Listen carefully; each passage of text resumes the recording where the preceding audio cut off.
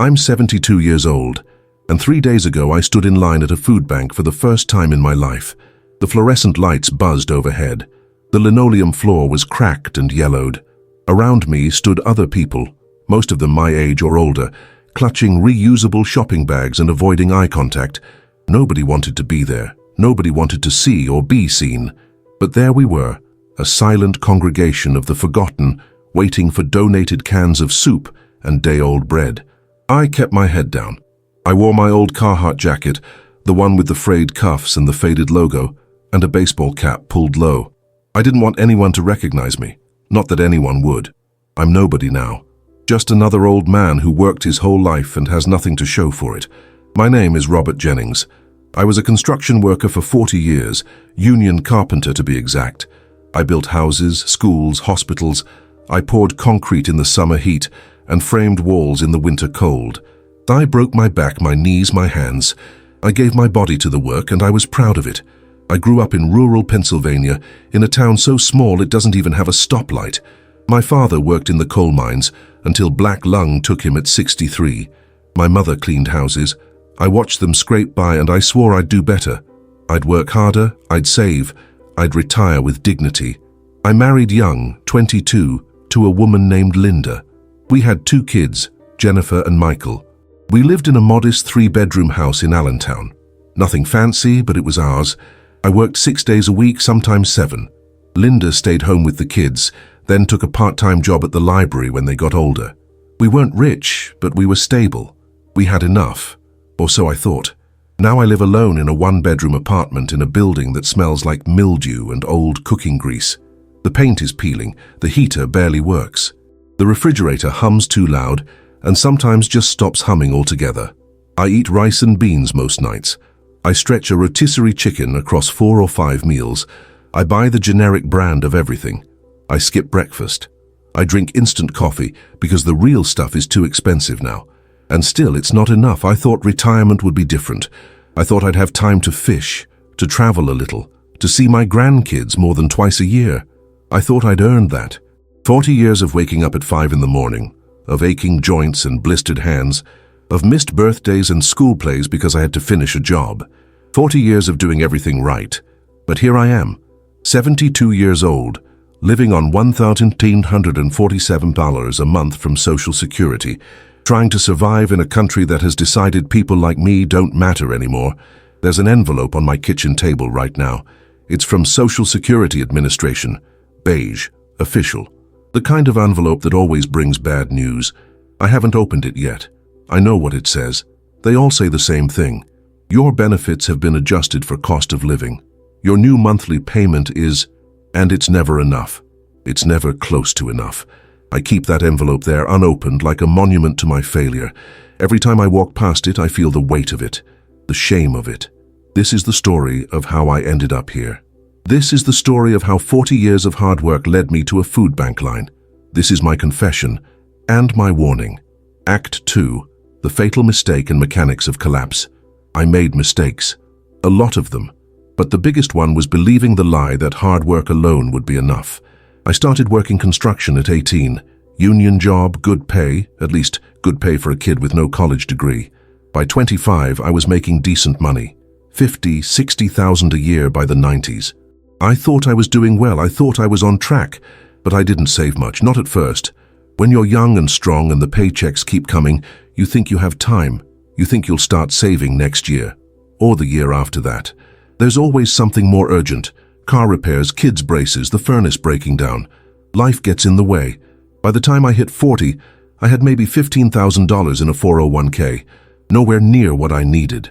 The company matched contributions, but only up to 3%, and I wasn't even maxing that out. I was putting in maybe 4 or 5% of my paycheck. Not enough. Not nearly enough. I told myself I'd catch up. I'd work longer. I'd save more later. But later came faster than I expected. At 58, I developed arthritis in my hands. At 60, my knees started giving out. I could still work, but not the way I used to. I couldn't climb scaffolding anymore. I couldn't carry heavy loads. I was slowing down and everyone could see it. At 63, the company laid me off. Restructuring, they called it. They brought in younger guys who could work faster and cheaper. I got a severance package, 6 months' pay, and a handshake. 40 years of loyalty, and that's what it came down to. I tried to find other work. I applied to hardware stores, maintenance jobs, anything that wouldn't kill my body. But nobody wants to hire a 63-year-old man with bad knees and arthritis. I was too old, too slow, too expensive. So I filed for Social Security at 64, a year earlier than I wanted to, and that decision cost me. If I'd waited until 67, my full retirement age, I'd be getting about $2,200 a month. But I couldn't wait. I had bills, I had rent, I had no other income. So I filed early, and my benefit was reduced permanently, forever. Now I get $1,847 a month. Let me break down what that means. Rent, $1,150 for a one-bedroom apartment in a neighborhood where I hear gunshots twice a week. Utilities, $180. Electric, gas, water, trash. It's more in the winter when I need heat. Medicare Part B premium, $174.70, deducted automatically from my Social Security check. Medications, $220 a month, even with Medicare Part D. I take pills for high blood pressure, cholesterol, arthritis pain. I need them to function. I need them to live. So before I even buy food, I'm at $1,124.70. That leaves me $122.30 for the entire month, for groceries, for gas, for anything that breaks, for anything unexpected. You can't live on that. You can't survive on that. I cut everything I could. I cancelled cable. I don't have internet. My phone is a prepaid flip phone that cost me $25 a month. I don't go out. I don't buy clothes. I wear the same 3 pairs of jeans and 5 shirts I've had for years. I walk instead of driving whenever I can to save on gas, and still it's not enough. I started skipping meals. Not intentionally at first, I'd just forget to eat, or I'd tell myself I wasn't that hungry. But the truth is, I couldn't afford to eat 3 meals a day. So I started eating 2, then 1.5, then some days just 1. I lost 20 pounds in 6 months. My daughter noticed. She asked if I was okay. I lied and said I was trying to get healthier, lose some weight, feel better. But the truth is, I was starving. That's when my neighbor, an older woman named Dorothy, told me about the food bank. "No shame in it, Robert," she said. "Lots of folks go. You worked your whole life. You deserve to eat." But it felt like shame. It felt like failure. Still, I went. The food bank is held every Wednesday at a community center about 3 miles from my apartment. I walked the first time. It took me nearly an hour because my knees don't move like they used to. The line was already long when I got there. 30, maybe 40 people, most of them seniors, a few younger families. A woman with 2 kids, both under 5, clinging to her legs. We stood in silence. No one talked, no one made eye contact. There was a shared understanding. We were all here because the system had failed us. When it was my turn, a volunteer, a cheerful college-aged girl with a name tag that said Emma, smiled at me and handed me a cloth bag. "Take what you need," she said. I walked down the tables.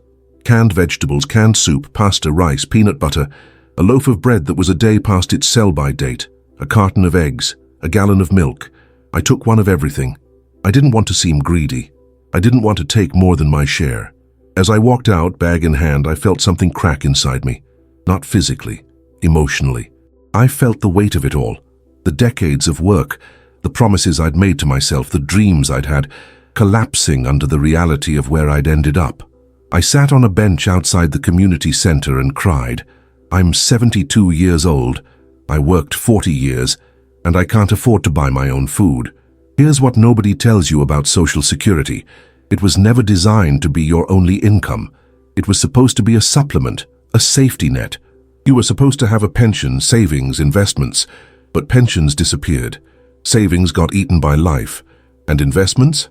I didn't have the knowledge or the extra money to invest. The average Social Security benefit in 2025 is about $1,800 a month. Sounds okay, right? Until you realize the average rent in the US is $1,850. That leaves $550 for everything else. Food, medicine, utilities, transportation, clothes, emergencies. It doesn't add up. And if you live in a high-cost area, like I used to, it's even worse. I used to live in Allentown, not a big city, not expensive like New York or California, but rent there was $1,400 for a 1-bedroom. I couldn't afford it. So I moved an hour away to a cheaper town. into a cheaper building, into a life I didn't recognize. And I'm one of the lucky ones. At least I have Social Security. Millions of Americans have nothing.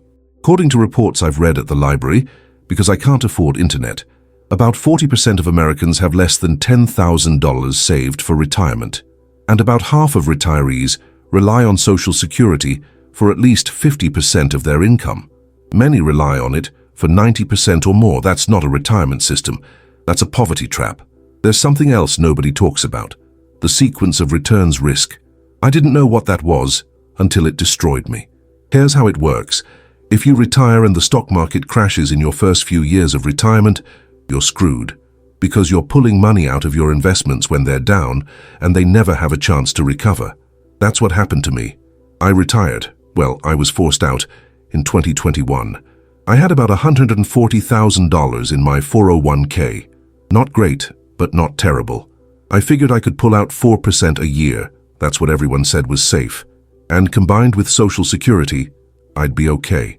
But then the market tanked in 2022. My 401k dropped to $95,000, and I was still pulling money out to live. By 2023, it was down to $60,000.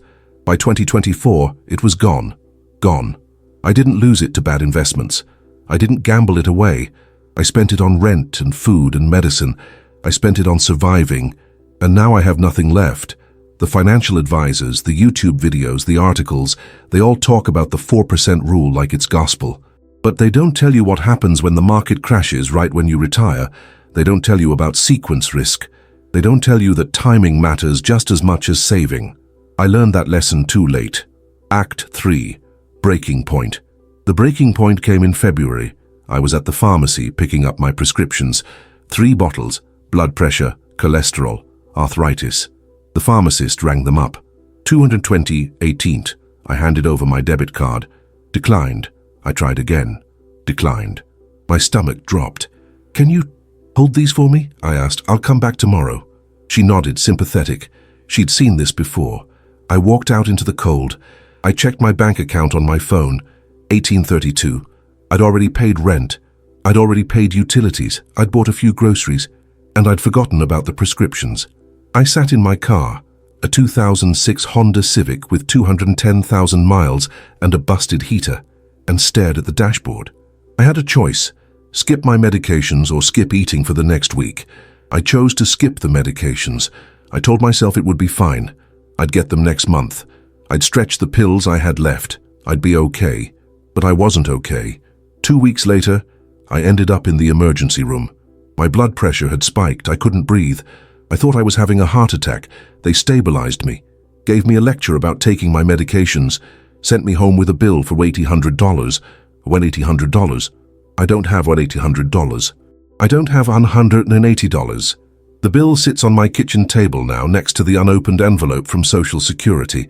2 monuments to my failure. I think about my father sometimes. He died at 63, lungs filled with coal dust, body broken by decades underground.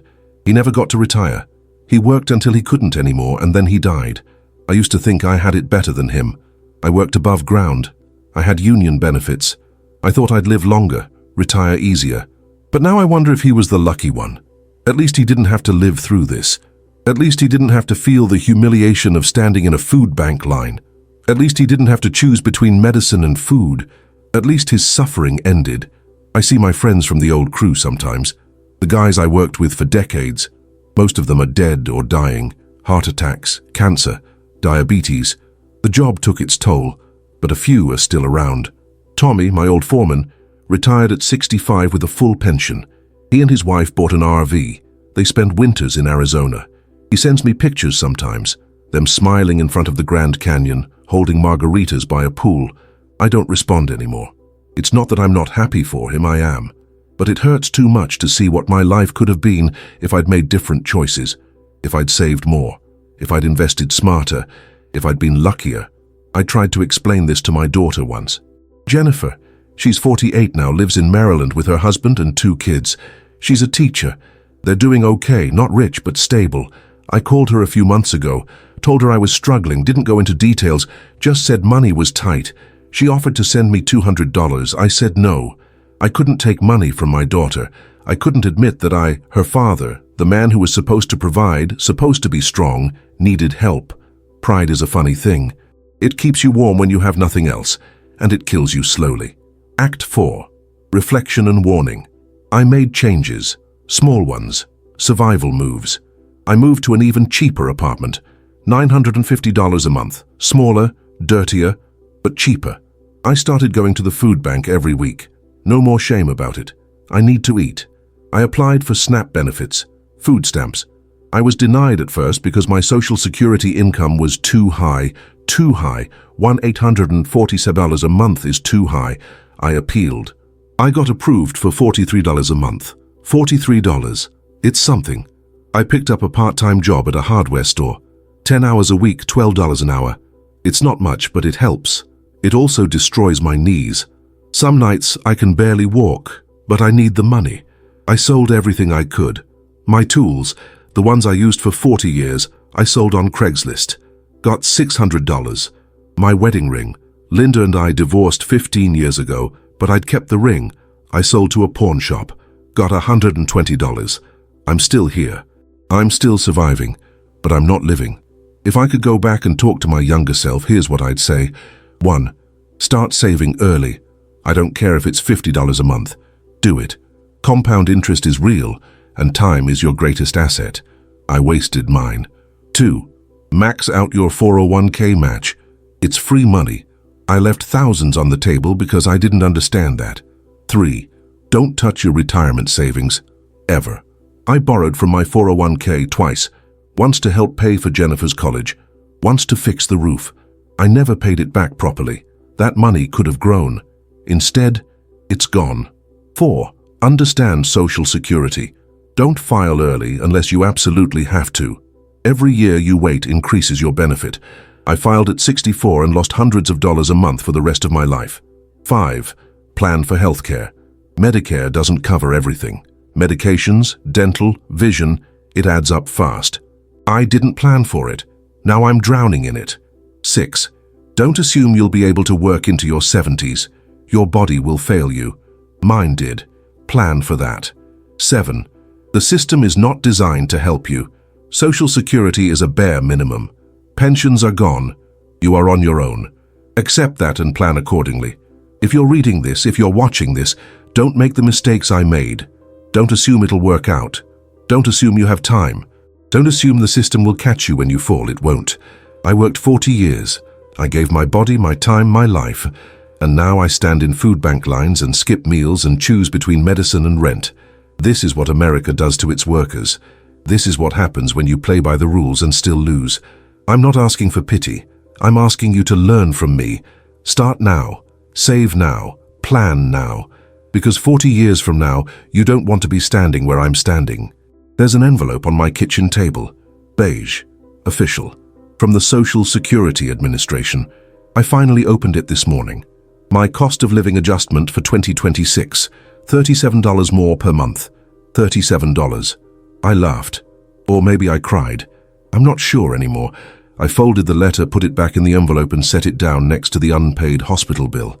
Then I put on my jacket, the old Carhartt with the frayed cuffs, and walked to the food bank. Because that's my life now.